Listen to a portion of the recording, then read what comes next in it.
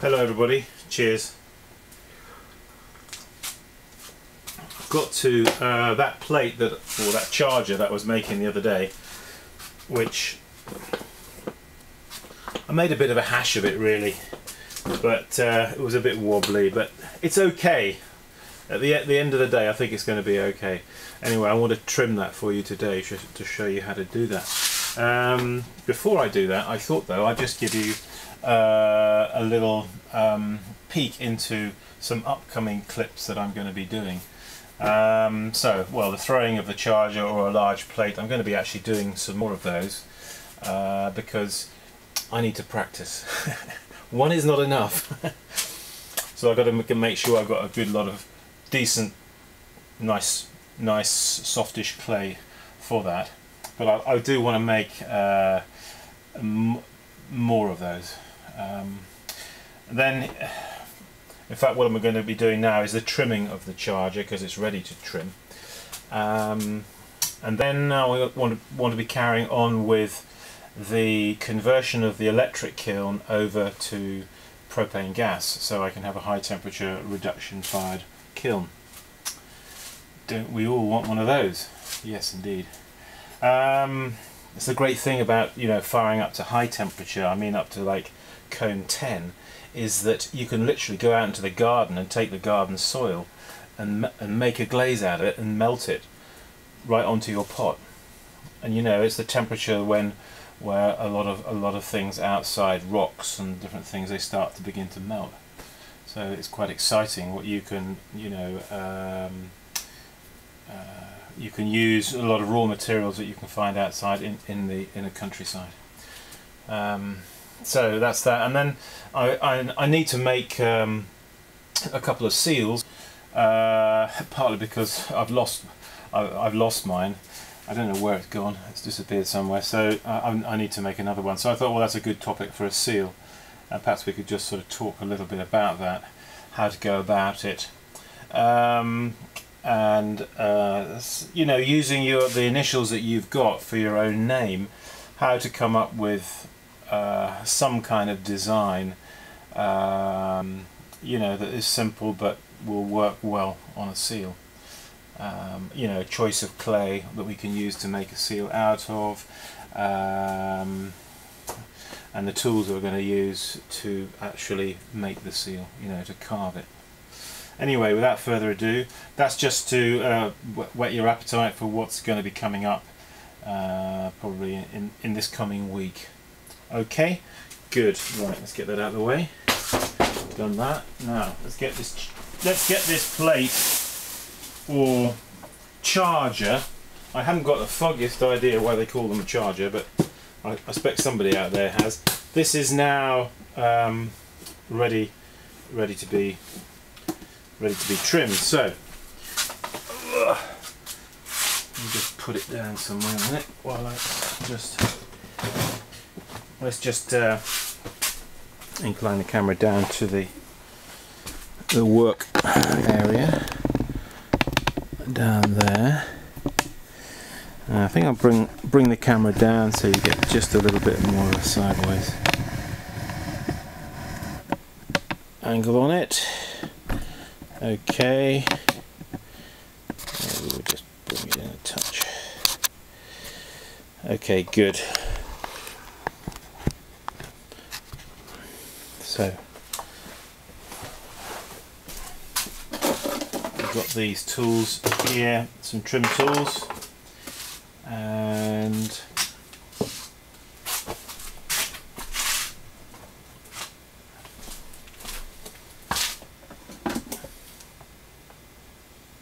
plate. I think this is just about a good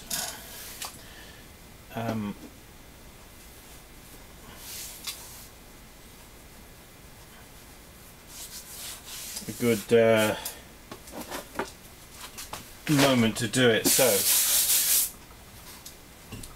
turn on a wheel. What I'm going to do is I'm just going to wet the edge of the of the plastic bat thing I've got on here, and I'm just going to wet this just around there. Left him upside down. Before we do that, let's just put him on the wheel the right way up and just see how badly warped he might be. Yeah, he's got a little bit of a wobble there, but I think we can live with it. I don't mind. Some people say, "Oh, your pots are wobbling." Well, a little wobble. I don't mind a little wobble.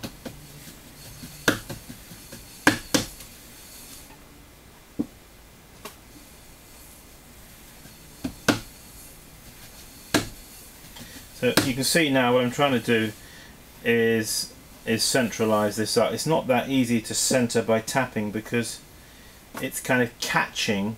It's catching on the side of the bat, if you follow me. So it isn't going to be a simple case of just tap centering it. I've got to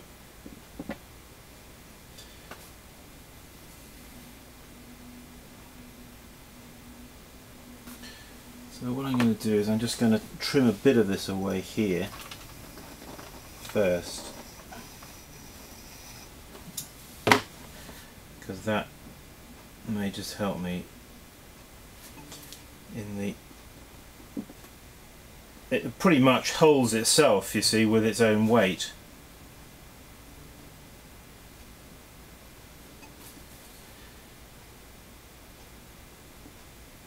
Just in this case, you see, I'm holding my finger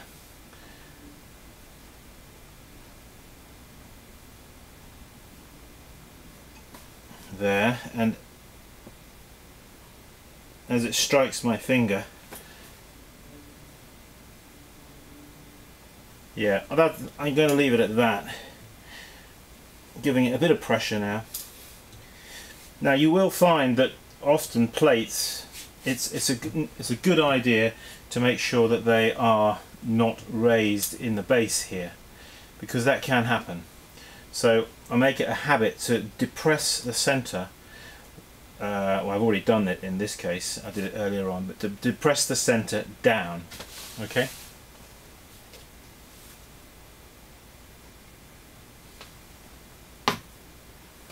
Now I've got a variety of tools here. Now you can use a conventional trim tool like this, of course, to trim a plate like that, which is okay. But you know, I almost find these kind of tools better when you've got to trim a big area. So I've got, these are all different ones that I've made. You see this?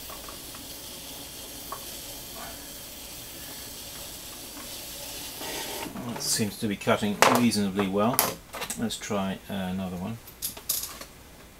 You will get a lot of trimmings off a plate like this, of course.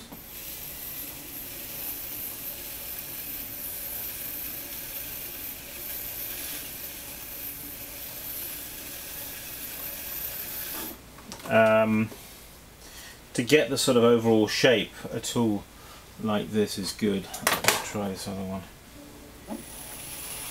Now these are just made out of that strapping, that case strapping for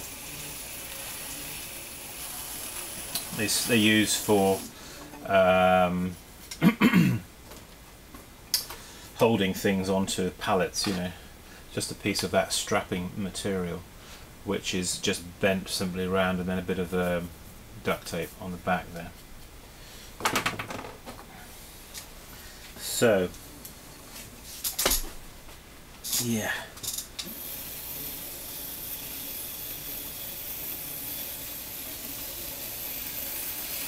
what's good about these is they make a sort of contact over a large area.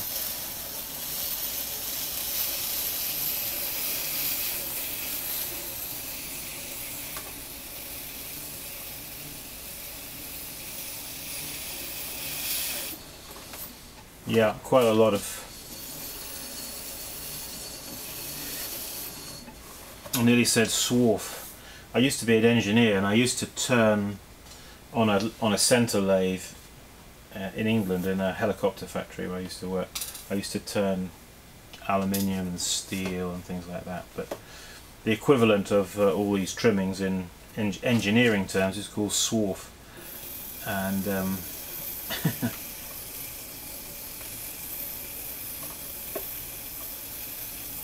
the only difference is the metal swarf can cut you quite badly, whereas this doesn't. So just trimming away here.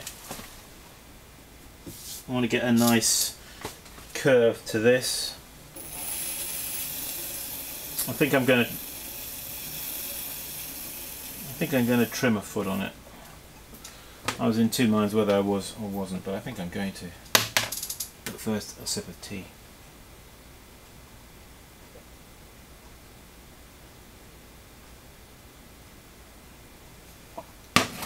Right. So now I'm going to use this tool, and I think there's enough thickness here. The first thing to do is to establish the width. Once you've established that width, then you don't want to go any less than that. So I'm going to use my trim tool, and I'm putting in a line here which is going to be telling me I can go there but no further.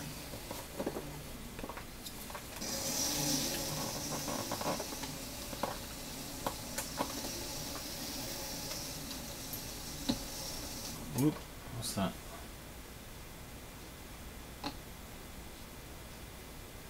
My goodness me, what's that? Piece of plastic.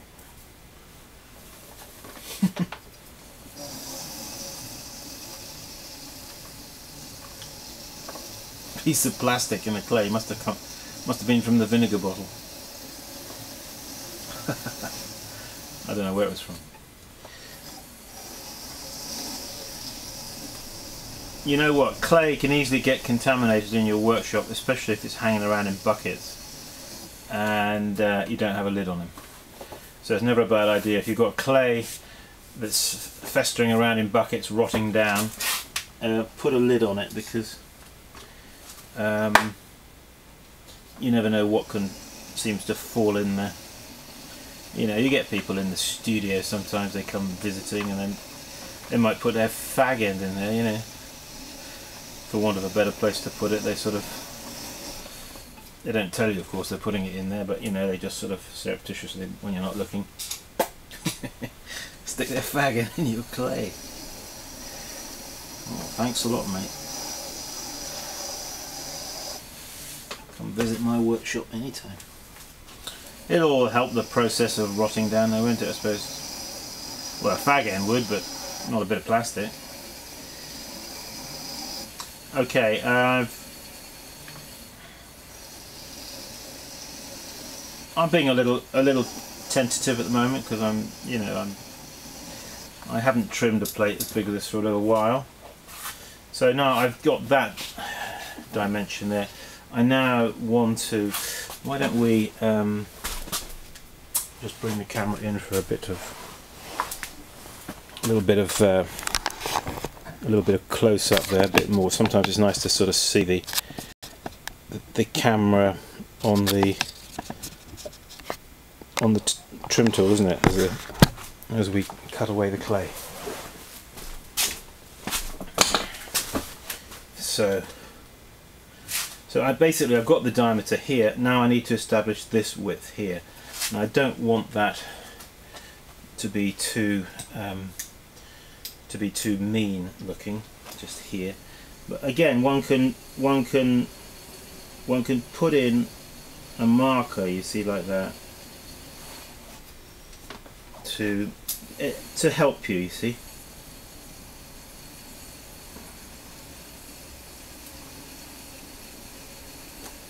So I start a cut here at the edge first.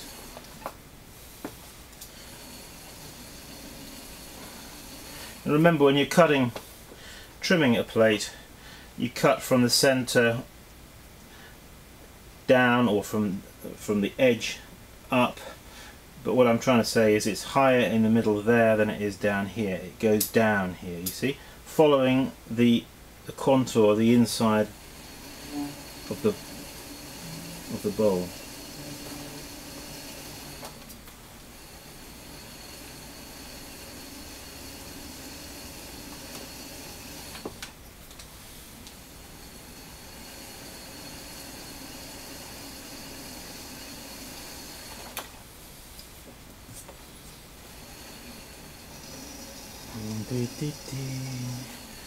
Okay, just cutting that there.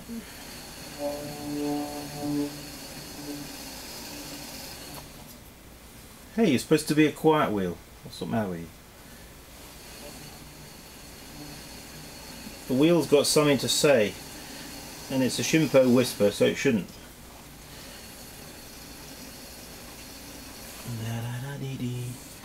Okay.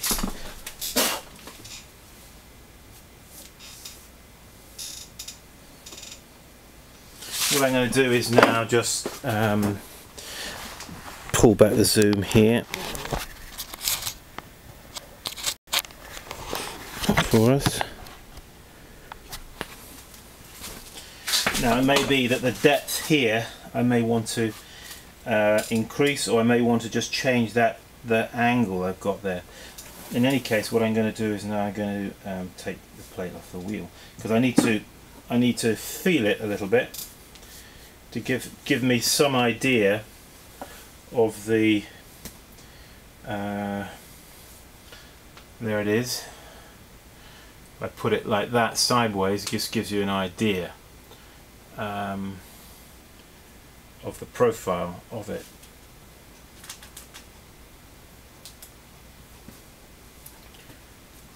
I think I'm happy with that, you know, for now. So I'm going to put it back on the wheel the right way up, and I can tap center it now.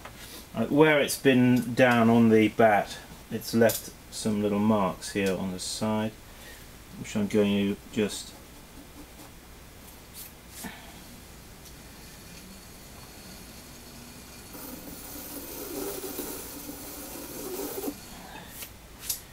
also going to look at the edge here and see if I like the edge the way it is. Maybe I just want to just touch it there a little bit with the trim tool, and just to give it, just change it a little bit. I basically want it to be a rounded edge. There's no sort of flange on this one.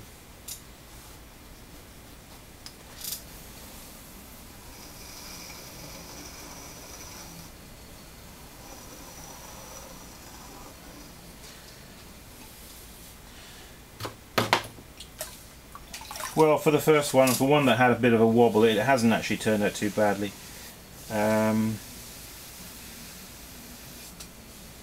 Most plates that are of this size will have a little bit of a wobble of some kind. It's just, you need to take a bit of care in how you let them dry. Can you see that wobbling? Is that wobbling too much?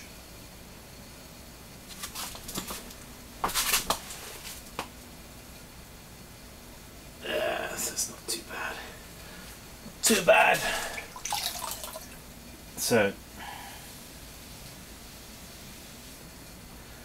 have a go at doing something a bit bigger.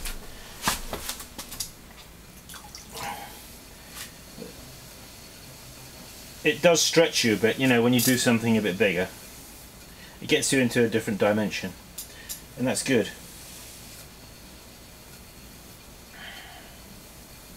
I'm hoping in this new kiln I'm trying to make this, or converting this electric kiln to a gas kiln, that's going to be more, it's going to be better for me for doing some slightly bigger things. I hope. Okay, well, I haven't got a seal. I've lost my seal, as I told you, so I can't seal that at the moment, but that's what that needs now, is a seal. I'm not going to scratch my name in it. Okay everybody, Simon Leach here saying, keep practicing. That's what it's all about. See you soon. Bye bye now.